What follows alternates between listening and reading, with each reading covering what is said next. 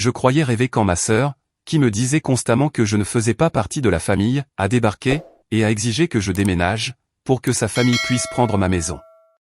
Mais c'était bien réel, et j'ai claqué la porte si fort, qu'elle a sursauté. J'ai 25 ans, et j'ai une demi-sœur, Brianna, qui en a 26. Nous avons aussi 2 demi-frères et sœurs, plus jeunes. Mais cette histoire nous concerne vraiment, Brianna et moi. Enfin, il s'agit surtout de la façon dont elle a été un véritable cauchemar, depuis le moment où nos parents se sont mariés. J'avais 7 ans, quand ma mère a épousé son père. Et j'imagine que j'étais censée être heureuse, de gagner une nouvelle famille, et tout ça. Mais, dès le tout premier jour, Brianna a fait comprendre très clairement, qu'elle ne voulait pas de moi dans les parages. Honnêtement, je ne sais même pas pourquoi. Elle m'a juste détesté, d'entrée de jeu. J'ai essayé d'être gentille, comme n'importe quel enfant de 7 ans le ferait, n'est-ce pas? Je pensais que nous pourrions, peut-être, être amis, traîner ensemble, peut-être jouer, ou faire ce que font les enfants. Mais non, elle ne voulait rien savoir. Elle me regardait simplement, comme si j'étais un déchet, ou quelque chose du genre. Vous voyez ce regard, quand quelqu'un ne veut même pas reconnaître votre existence. Eh bien, c'était Brianna. Peu importe ce que je faisais. Elle s'assurait toujours que je sache, qu'elle ne voulait pas de moi. Au début, je pensais que c'était peut-être parce que j'étais la nouvelle, dans la famille, ou quelque chose comme ça. Peut-être qu'elle était en colère, à cause du mariage de nos parents. Mais, au fil du temps, il est devenu évident que ce n'était pas seulement ça. Elle ne m'aimait sincèrement pas. À l'école, c'était encore pire. Nous allions à la même école primaire, et elle s'arrangeait pour que tout le monde sache, que nous n'étions pas de vraies sœurs. Elle disait des choses comme « Oh, c'est juste ma demi-sœur ». Ou bien « Nous ne sommes pas vraiment de la même famille », chaque fois que quelqu'un abordait le sujet. Et elle ne s'arrêtait pas là. Elle faisait tout son possible, pour m'embarrasser, devant les autres enfants. Je me souviens d'une fois, pendant la récréation, où elle a dit aux autres enfants, que je ne faisais pas partie de sa famille, et que son père avait épousé ma mère, uniquement parce qu'elle avait besoin d'un endroit où vivre. J'avais 7 ans. Comment peut-on être aussi cruel, envers un enfant, qui essaie juste de comprendre comment fonctionnent les familles? Son père, mon beau-père, a vu ce qui se passait, et a essayé d'intervenir à plusieurs reprises. Il lui disait d'arrêter, que nous étions tous une famille maintenant, et qu'elle devait mieux me traiter. Pendant un moment, je crois que ça a un peu marché, comme si elle avait arrêté d'être aussi méchante devant lui. Mais, dès qu'il n'était plus là, elle redevenait immédiatement une vraie peste. C'est comme si elle prenait plaisir, à me faire sentir que je n'étais pas à ma place. Et honnêtement, en tant que petite fille, je ne savais pas comment gérer ça. J'essayais déjà de m'adapter, à cette toute nouvelle situation familiale, et avoir quelqu'un qui me rejetait activement, rendait les choses tellement plus difficiles. Je rentrais de l'école en pleurant, certains jours, disant à ma mère comment Brianna me traitait, et elle répondait toujours la même chose, elle finira par s'y faire. Laisse-lui juste du temps. Alerte spoiler, elle ne s'y est jamais faite. Brianna a même commencé, à essayer d'impliquer nos jeunes demi-frères et sœurs. Elle leur disait, par exemple, que je n'étais pas leur vraie sœur, et qu'ils ne devaient pas m'écouter, ni traîner avec moi. C'était quand ils étaient petits, donc ils ne comprenaient pas vraiment, ce qui se passait. Mais quand même, le fait qu'elle essaie de les entraîner, dans sa petite campagne de haine contre moi, c'est malsain, non? Elle cherchait toujours de nouvelles façons, de me taper sur les nerfs. Maintenant, je ne vais pas dire que toute mon enfance a été horrible, à cause de Brianna. J'ai eu de bons moments aussi, surtout avec ma mère et mon beau-père. Ils faisaient de leur mieux, pour que je me sente intégré, et ils me soutenaient, chaque fois que je parlais de la façon dont Brianna me traitait. Mais il y avait toujours ce nuage sombre, qui planait au-dessus de moi, sachant que la seule personne, qui aurait dû être ma plus proche alliée dans tout ça, ma demi-sœur, ne voulait rien avoir à faire avec moi.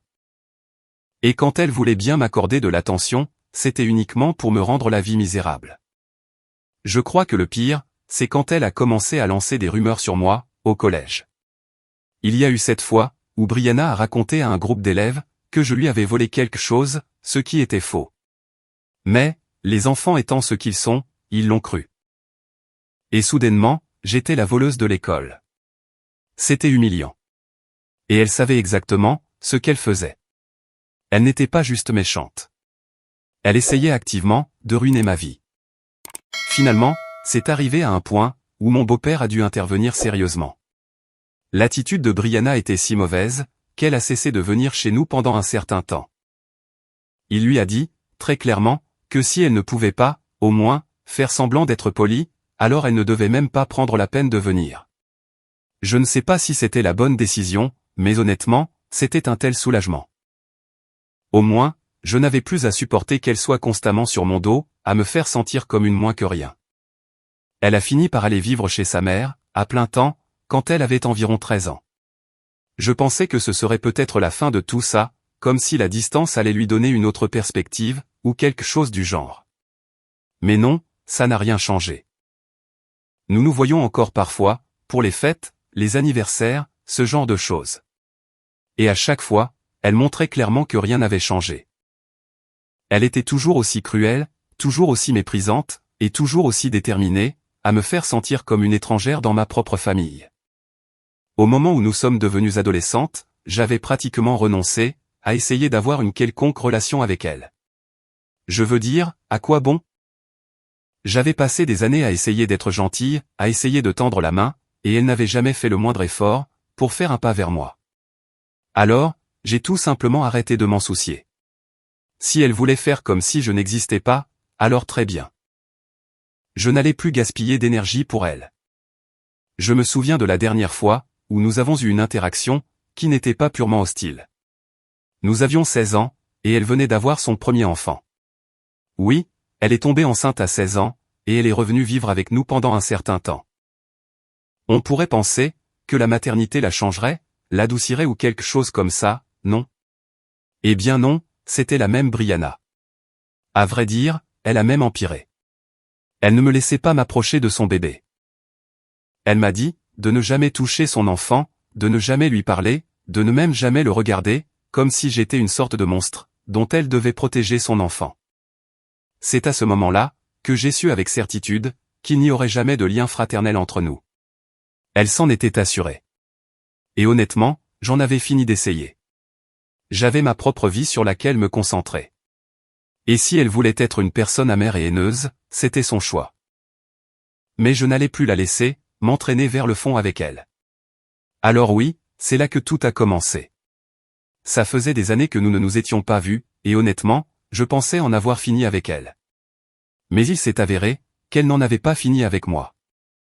Bon, pour reprendre là où je m'étais arrêté, je n'avais ni vu ni parlé à Brianna depuis des années, et honnêtement, ça m'allait très bien.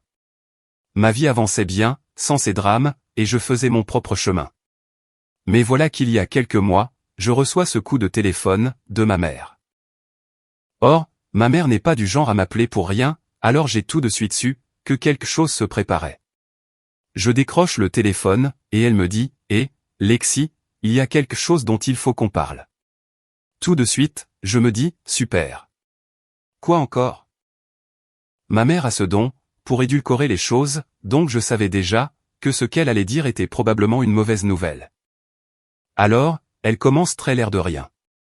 Elle me raconte que Brianna a traversé une période vraiment difficile ces derniers temps. Apparemment, elle a perdu son emploi il y a quelques mois, et puis, peu de temps après, elle a perdu sa maison. Maintenant, elle vit chez ma mère et mon beau-père, avec ses 4 enfants, et les choses sont, selon ses mots, un peu tendues. À ce stade, je me contente d'écouter, mais je ne ressens pas vraiment de pitié pour Brianna. Je veux dire, après tout ce qu'elle a fait, comment le pourrais-je? Mais ensuite, ma mère lâche la bombe. Brianna a demandé si elle et les enfants pouvaient rester chez moi, pour un moment. Je jure que j'ai failli faire tomber mon téléphone. Jean, quoi? Rester chez moi. La même personne, qui ne pouvait pas me supporter pendant des années, veut maintenant s'installer dans ma maison, avec 4 enfants. Je ne savais même pas quoi répondre, au début. Je suis juste resté assise là, en silence pendant 1 minute, essayant de digérer tout ça. Ma mère a profité de ce silence pour continuer à parler, me disant à quel point leur maison était à l'étroit, et que ce serait vraiment utile, si je pouvais héberger Brianna un petit moment, juste le temps qu'elle se remette sur pied. Maintenant, voici le problème. J'ai travaillé dur, pour arriver là où je suis. J'ai mon propre chez moi, un travail dont je suis fier, et une vie qui, enfin, est libre de tout drame. La dernière chose que je souhaite, c'est d'ajouter Brianna, et son chaos, dans l'équation. En plus, 4 enfants. Ce n'est pas un petit coup de main. C'est une toute nouvelle vie, pour laquelle je n'ai rien signé. Alors, j'ai simplement dit, maman, je ne pense pas que ce soit une bonne idée. Bien sûr, elle a essayé de me convaincre. Lexi, c'est ta sœur. C'est la famille. Ne penses-tu pas que tu devrais l'aider? Mais honnêtement, famille ou pas, il y a une limite à ce que je suis prête à supporter. Et Brianna a franchi cette limite, il y a très longtemps. J'ai dit à ma mère, écoute, je comprends qu'elle soit dans une situation difficile, mais elle ne m'a jamais traité comme sa famille. Elle a fait son lit, maintenant elle doit se coucher dedans. Ma mère n'a pas vraiment aimé entendre ça, mais je n'allais pas la laisser me faire culpabiliser, pour quelque chose que je savais que j'allais regretter. Et c'est là, que les choses ont vraiment pris une tournure inattendue. Le lendemain même, Brianna m'a appelé en personne. Or, gardez à l'esprit, que je n'avais pas entendu sa voix depuis des années. Alors, quand j'ai vu son nom s'afficher sur mon téléphone, mon cœur a commencé à battre un peu plus vite. Je n'étais même pas sûr, de devoir répondre. Mais, je me suis dit qu'il valait mieux en finir. Alors, j'ai décroché, et avant même que je puisse dire bonjour, elle est allée droit au but. Lexi, j'ai besoin de ton aide, a-t-elle dit, sans même prendre la peine d'être polie. Elle avait l'air désespérée, ce qui, je suppose, était logique vu la situation, mais ça m'a quand même prise au dépourvu. Je veux dire, c'est quelqu'un qui a passé toute sa vie, à agir comme si je n'existais pas, et maintenant elle me demande de l'aide, comme si nous étions soudainement les meilleurs amis du monde. Elle a continué en expliquant, qu'elle et ses enfants étaient entassés dans une petite chambre, chez mes parents, et que ça n'allait pas du tout. Il n'y avait pas de place, ses enfants se disputaient sans arrêt, et elle était à bout de nerfs. J'écoutais, mais tout ce à quoi je pouvais penser, c'était à la façon dont elle m'avait traité comme un déchet, pendant des années. Et maintenant, elle s'attendait à ce que j'intervienne, pour la sauver. Puis, elle m'a sorti la partie la plus folle. Elle ne voulait pas juste rester avec moi. Elle voulait, que je déménage de ma propre maison, et que je retourne vivre chez nos parents, pour qu'elle et ses enfants, puissent prendre ma place. Je jure que j'ai failli rire aux éclats, quand elle a dit ça. Jean, est-elle sérieuse? Elle m'a carrément dit, qu'elle avait plus besoin de ma maison que moi, et que je pourrais aider la famille, en faisant ce sacrifice. J'étais stupéfaite. Je ne pouvais même plus formuler un mot, pendant une seconde.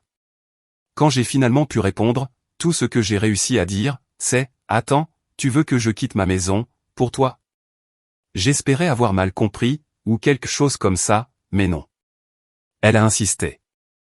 Oui, a-t-elle répondu, comme si c'était la demande la plus normale au monde. Tu peux aller vivre avec maman et papa pour un moment. Ils ont plein de place. C'est juste jusqu'à ce que je me remette sur pied. Je n'arrivais pas à croire, ce que j'entendais. Cette femme, qui avait fait de ma vie un enfer, essayait maintenant de me jeter hors de ma propre maison. J'ai pris une grande inspiration, essayant de garder mon calme, et j'ai dit, Brianna, ça ne va pas se passer comme ça. Je ne cède pas ma maison. J'ai travaillé dur pour l'avoir, et je ne suis pas sur le point de te la céder. C'est laquelle a pété les plombs. Elle a commencé à crier, me traitant d'égoïste, disant que je ne me souciais pas de la famille, et que je l'abandonnais à son sort. Elle a même rajouté le fait, que je n'ai pas d'enfant, comme si cela me rendait, d'une certaine manière, moins digne d'avoir ma propre maison. Elle essayait à fond de me faire culpabiliser, pour que je me sente mal, de ne pas l'avoir aidée. Mais voici la vérité, je n'allais pas tomber dans le panneau. Pas cette fois. J'avais passé des années, à essayer de faire la paix avec elle, à essayer d'être la personne la plus mature. Et où cela m'avait-il mené? Nulle part. Alors, j'ai simplement répondu calmement, Brianna, je suis désolé que tu sois dans cette situation, mais ce n'est pas ma responsabilité de la régler. Tu n'as jamais rien voulu avoir à faire avec moi, et maintenant, tout d'un coup, je suis censé chambouler ma vie pour toi. Non, ça n'est pas bien passé. Elle a commencé à crier encore plus fort, me disant que j'étais une personne horrible, et que je tournais le dos à ma propre famille. C'était honnêtement assez choquant, de voir à quelle vitesse elle est passée, du désespoir, à la colère. Je ne savais pas quoi dire d'autre, alors j'ai simplement raccroché le téléphone.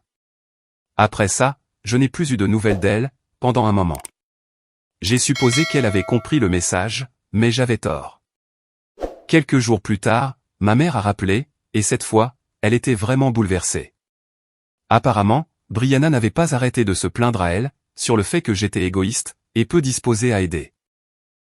Ma mère, Dieu la bénisse, essayait toujours de jouer les pacificatrices, en disant « Ne peux-tu pas juste la laisser rester, pour un petit moment ?» Elle a vraiment besoin d'aide, Lexi. Mais je ne cédais pas.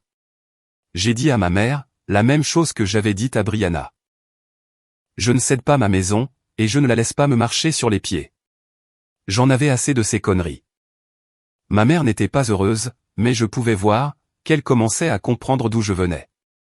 Le sentiment de supériorité de Brianna dépassait les bornes, et même ma mère ne pouvait pas le nier.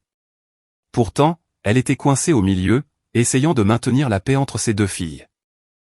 Mais je n'étais pas sur le point de laisser Brianna utiliser ça pour me manipuler davantage.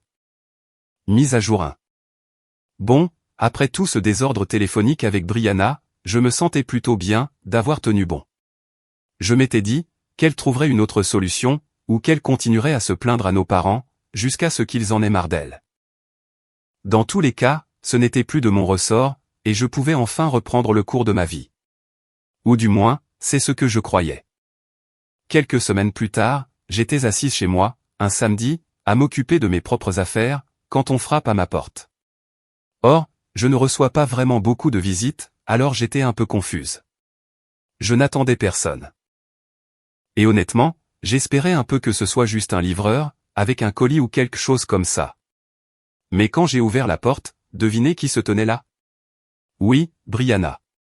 Elle se tenait sur le pas de ma porte, avec ses 4 enfants, et un tas de valises. Mon estomac s'est noué.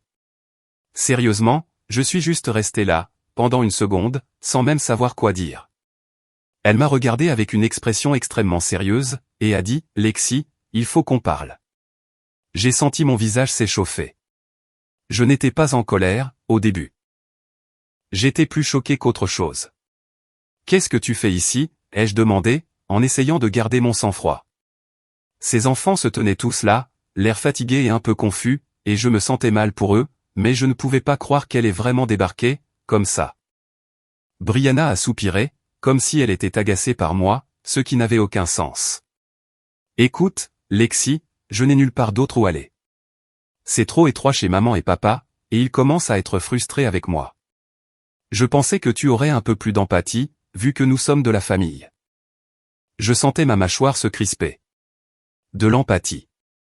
Après tout ce qu'elle m'avait fait subir, elle voulait jouer la carte de la famille, maintenant. J'essayais encore de réaliser qu'elle se tenait sur mon porche, s'attendant clairement à ce que je la laisse, elle et ses enfants, s'installer. Je ne l'acceptais pas, Brianna, ai-je dit, en faisant de mon mieux pour ne pas perdre patience. Je t'ai déjà dit que je ne te laisserai pas rester ici. Je ne sais pas pourquoi, tu as pensé que venir à l'improviste changerait quoi que ce soit. Elle a levé les yeux au ciel, et a croisé les bras. Tu es ridicule. Ce n'est pas comme si je demandais grand-chose. Nous ne serons là que pour un petit moment, juste le temps que je trouve un nouveau travail, et un endroit pour les enfants. À ce moment-là, je sentais la colère monter. Tu ne restes pas ici, ai-je dit, plus fort.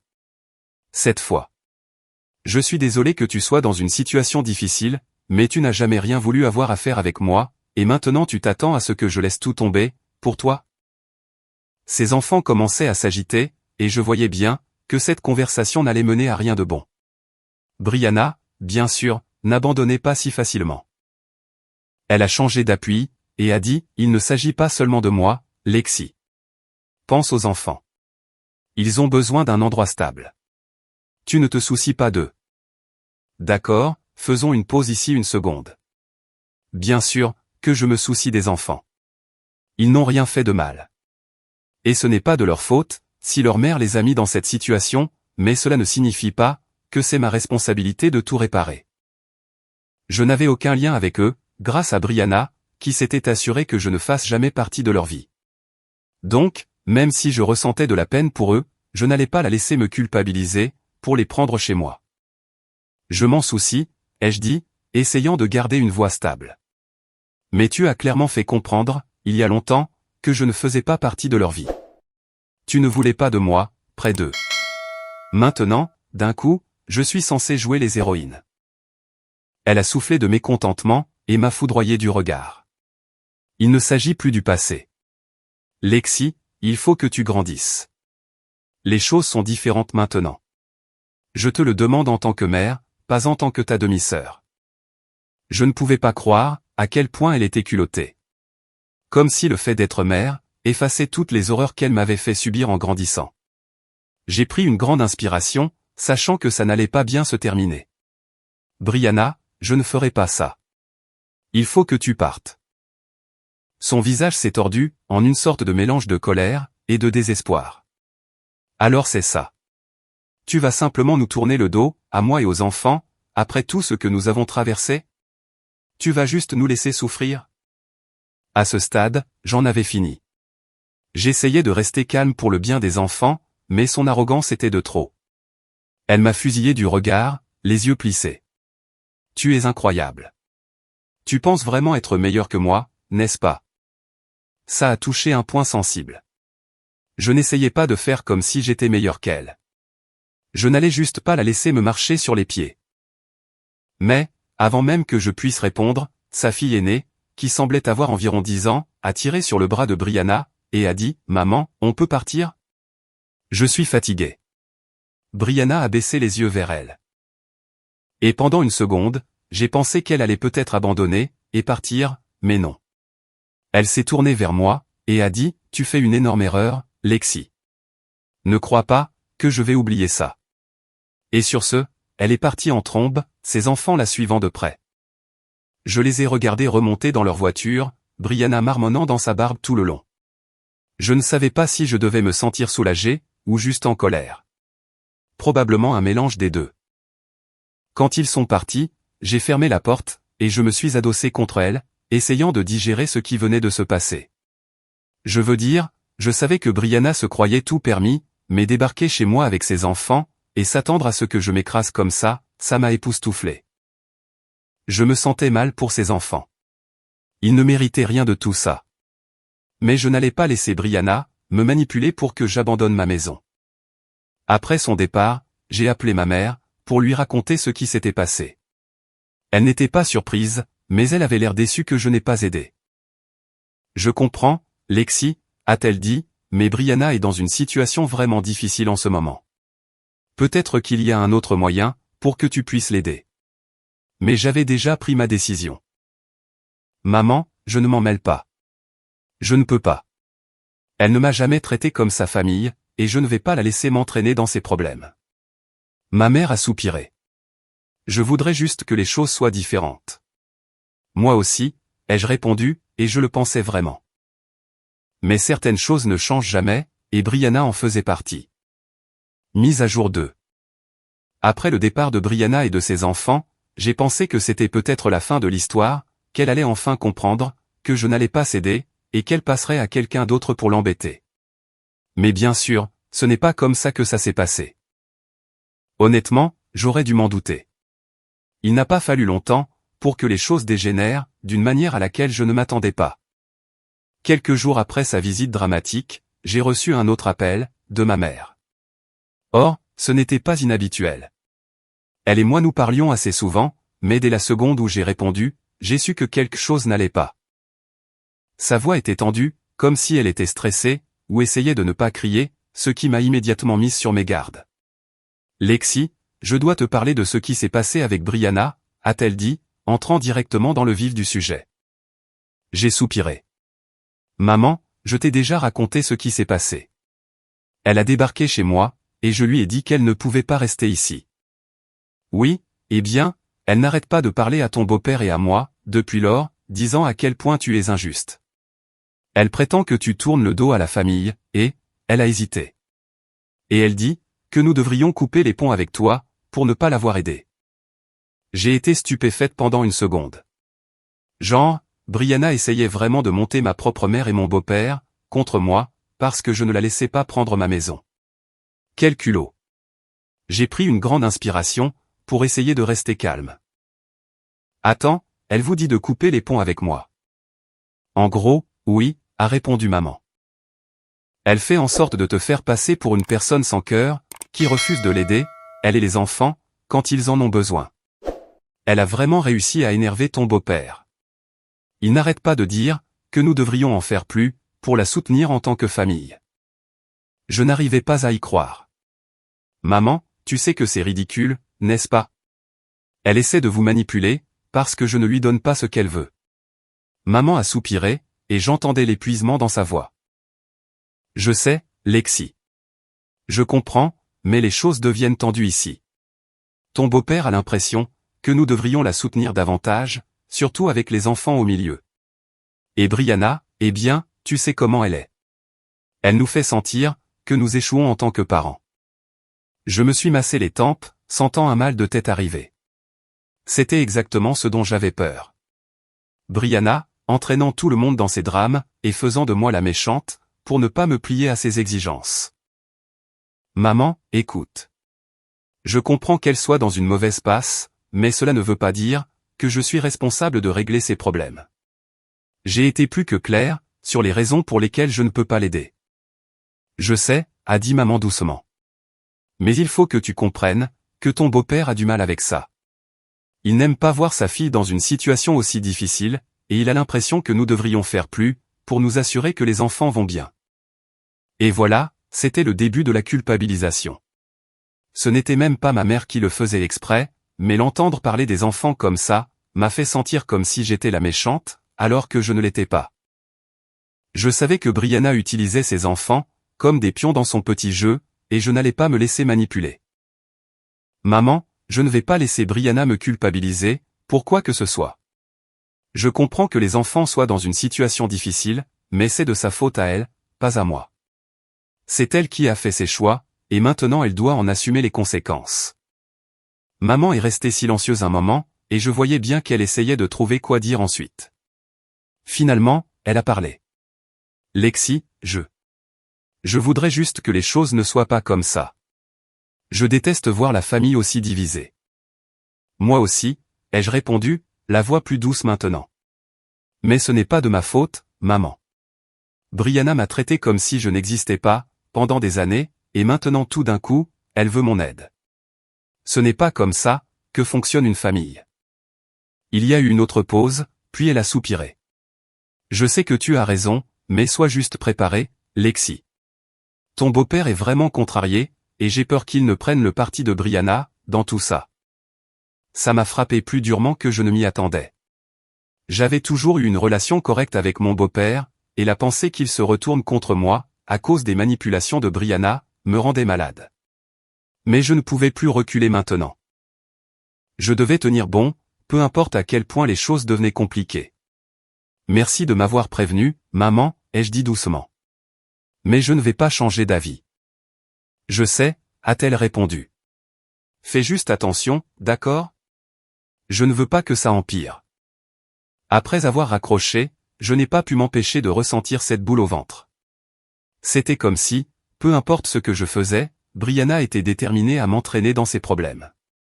Et maintenant, elle montait aussi mon beau-père contre moi. C'était épuisant. Et honnêtement, je ne savais pas combien de temps encore je pourrais supporter ça. Mais bien sûr, Brianna n'en avait pas fini. Quelques jours plus tard, j'ai commencé à recevoir des appels d'autres membres de la famille, des gens à qui je n'avais pas parlé depuis des mois. Ma tante, ma cousine, et même des parents éloignés, du côté de mon beau-père. Chacun d'entre eux avait la même histoire. Brianna avait fait le tour, pour leur dire comment j'avais refusé de l'aider, alors qu'elle était désespérée et sans abri, me dépeignant comme la méchante de sa petite histoire. C'était exaspérant. Je la savais manipulatrice, mais là, c'était un nouveau niveau de bassesse, même pour elle. J'ai passé la moitié de mon temps à répondre aux appels de parents inquiets, tous essayant de me culpabiliser, pour que je fasse ce qu'il faut en l'aidant. Je n'arrivais pas à croire avec quelle facilité elle avait réussi à les mettre de son côté, même si aucun d'eux ne connaissait toute l'histoire. À un moment donné, ma cousine, à qui je n'avais pas parlé depuis plus d'un an, m'a appelé, et a commencé à me faire la morale, sur les valeurs familiales, et sur la façon dont je laissais ma fierté m'empêcher d'aider quelqu'un dans le besoin. J'étais à deux doigts d'exploser, mais j'ai réussi à garder mon calme, juste assez longtemps, pour expliquer ma version de l'histoire. Écoute, lui ai-je dit, tu n'en sais pas la moitié. Brianna me traite comme de la boue, depuis que nous sommes enfants. Et maintenant, elle veut que je cède ma maison pour elle. Ça n'arrivera pas. Ma cousine a essayé de débattre, en disant que les gens changent, et que Brianna essayait juste de survivre. Mais je n'ai rien voulu entendre. Elle n'a pas changé du tout, ai-je dit, la voix ferme. Elle utilise juste la situation, pour obtenir ce qu'elle veut. Je ne tomberai pas dans le panneau. Quand nous avons raccroché, j'étais épuisé. Je ne pouvais pas croire, à quel point Brianna me vidait de mon énergie, même sans être physiquement présente dans ma vie. C'était comme si elle avait trouvé un moyen, d'envahir mon espace sans même être là. Au fil des jours, les appels ont finalement commencé à se calmer. Mais la tension avec ma mère et mon beau-père, était toujours là. Chaque conversation donnait l'impression de marcher sur des œufs, et je sentais bien qu'ils luttaient, pour trouver un équilibre entre leur loyauté envers moi, et leur culpabilité envers Brianna. C'était un vrai gâchis, et je détestais que l'on en soit arrivé là. Mais, peu importe la pression qu'ils mettaient sur moi, je n'allais pas céder. Brianna avait fait ses choix, et maintenant, elle devait vivre avec. Et si ça signifiait, que je devais être la méchante dans son histoire, qu'il en soit ainsi. Mise à jour 3. Donc, après tout ce chaos, où Brianna a essayé de se faufiler dans ma vie et ma maison, on pourrait penser que les choses finiraient par se calmer, n'est-ce pas? Faux. Parce que, bien sûr, Brianna avait un dernier tour dans son sac. Cette fois, cependant, ce n'était pas seulement des appels téléphoniques, ou des chantages affectifs de la part de la famille. C'était quelque chose de bien pire. Ça a commencé par un coup à la porte. Or, après tout ce qui s'était passé, j'étais un peu paranoïaque, à l'idée que des gens débarquent chez moi à l'improviste. Je n'étais donc pas vraiment ravi d'entendre frapper. J'ai regardé par le Judas, et il y avait un homme en uniforme qui se tenait là. Mon cœur a chaviré, car j'ai immédiatement pensé qu'il était arrivé quelque chose de grave. J'ai ouvert la porte, et il m'a tendu une enveloppe, et m'a dit, « Vous avez reçu une assignation. » J'ai fixé l'enveloppe, confuse, et un peu paniquée. Je n'avais rien fait de mal. Alors, de quoi s'agissait-il? Je l'ai ouverte sur le champ, et à ma grande surprise, je regardais une sorte de document juridique. Il m'a fallu une seconde pour l'assimiler, mais quand j'ai enfin compris ce que je lisais, je n'arrivais pas à y croire. Brianna me poursuivait en justice, pourquoi? Pour me forcer, à la laisser rester dans ma maison, avec ses enfants. Je ne plaisante pas. Elle avait vraiment déposé une sorte de plainte, affirmant que je lui refusais un logement, ou une absurdité de ce genre, essayant de m'obliger légalement, à céder ma maison pour elle et ses enfants. Je n'arrivais même pas à le concevoir. Je veux dire, qui fait ça? Elle n'avait pas réussi à m'y contraindre par la culpabilité. Alors maintenant, elle essayait de me prendre légalement ma maison. J'ai senti une vague de colère, et d'incrédulité, m'envahir. Je ne savais même pas, qu'on pouvait faire une chose pareille. J'ai appelé ma mère immédiatement, et je lui ai raconté ce qui s'était passé. Elle était aussi choquée que moi. Ce n'est pas possible, a-t-elle dit. Il n'y a aucun moyen qu'elle puisse faire ça. Mais c'était bien réel. J'ai revérifié les papiers, et effectivement, Brianna était vraiment allée voir un avocat, pour tenter ce coup-là. J'étais dans l'incrédulité totale. J'ai moi-même appelé un avocat, pour savoir quelles étaient mes options. Et heureusement, il m'a rassuré en disant que toute cette affaire était ridicule, et qu'elle ne tiendrait jamais devant un tribunal. Néanmoins, le fait que Brianna ait même tenté une chose pareille, était dingue. L'avocat m'a dit de ne pas trop m'inquiéter, mais que nous devrions quand même la traiter sur le plan juridique, alors nous avons commencé à nous préparer. Je n'arrivais pas à croire, que l'on en soit arrivé là. Je veux dire, c'est une chose d'avoir un membre de la famille toxique, qui essaie de profiter de vous, mais de poursuivre en justice sa propre demi-sœur, parce qu'elle refuse de vous donner sa maison, c'est un tout autre niveau d'arrogance. Quelques semaines plus tard, la date du tribunal était fixée, et je me sentais assez nerveuse.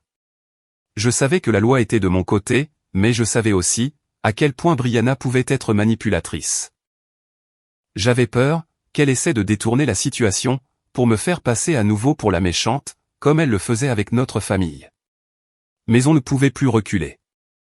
Il fallait aller jusqu'au bout.